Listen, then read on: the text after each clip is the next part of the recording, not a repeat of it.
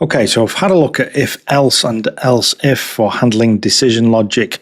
In this one, we're going to have a look at something which can be used as an alternative and is more likely to be used if you have a lot of conditions to check, and that is a switch statement. So a switch statement is a bit cleaner, arguably more readable than if else, and it's something which you'll see a lot more used in Go if you have a lot of conditions. Okay, so what we're going to do here is we're just going to make a decision on what to print out depending on a value which is passed to our switch statement. So we'll initialize a variable. Color will be a string and that the value will be green. And so now we do our switch statement, and switch statements look like this. So the first thing we want is our expression. In this case, our expression is simply going to be the value. So we can pass the variable for the color green. So this evaluates to green. You can use more complex expressions, but for the time being, whilst we're just learning, you just need to understand how switch blocks work. So that's why we're keeping it nice and simple here.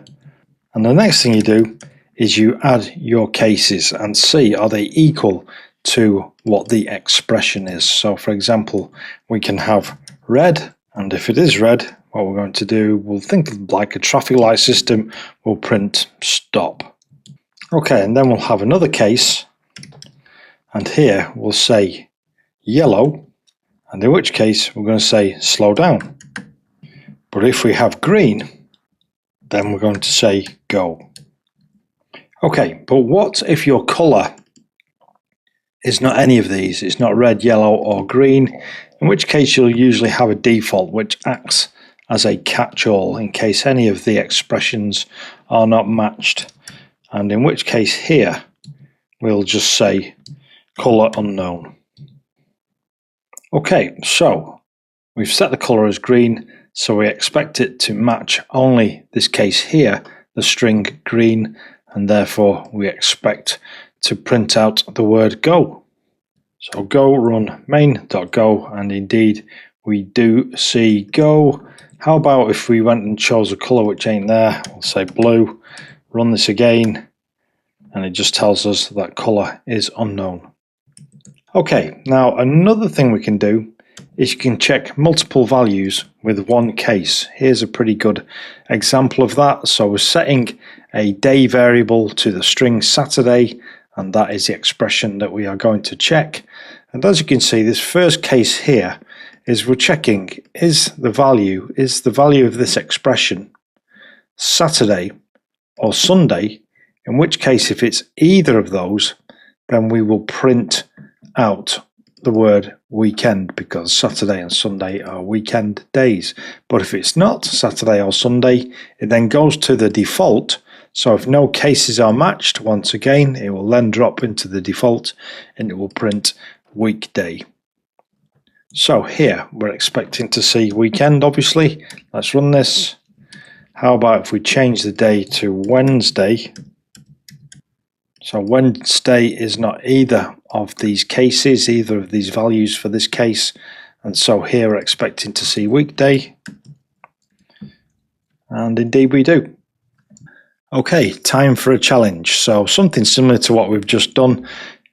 Create a program that checks the value of a status variable and prints a message. So you need to create a status variable, and then here is what we're going to check. If the status is success, print operation completed successfully. If status is error, print something went wrong. If status is loading, print please wait. But for anything else, print unknown status. And so you know how to deal with the catch-all and how to deal with any cases which ain't handled. So I think you've got all the information that you need to do there.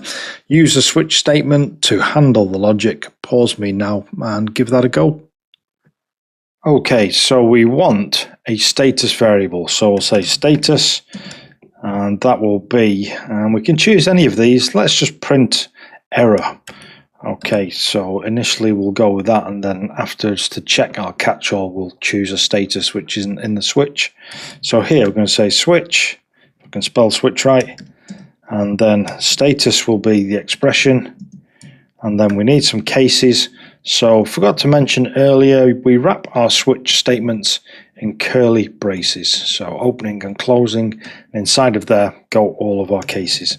Okay, so case number 1, we shall say success, and then that will be operation completed successfully. So that's 1 down. I'll go and complete the rest of these. So we've got success, we're handling errors and also loading. Can you remember what we do if the expression doesn't match any of these? In which case we need a default. So default is a keyword for using with switch statements.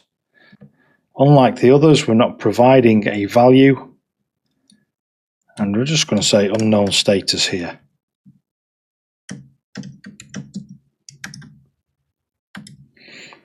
So for default, we don't provide a value because we're basically saying that it hasn't matched any of the values that it could be.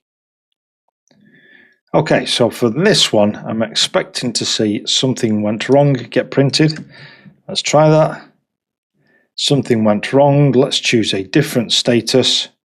So let's go with terminated. Terminated doesn't match any of those cases, so we should see unknown status. Let's run this.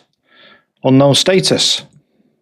Okay, so that was switch statements, and you'll see these, like I say, more often than if else, and you'll use them to make decisions based on values provided.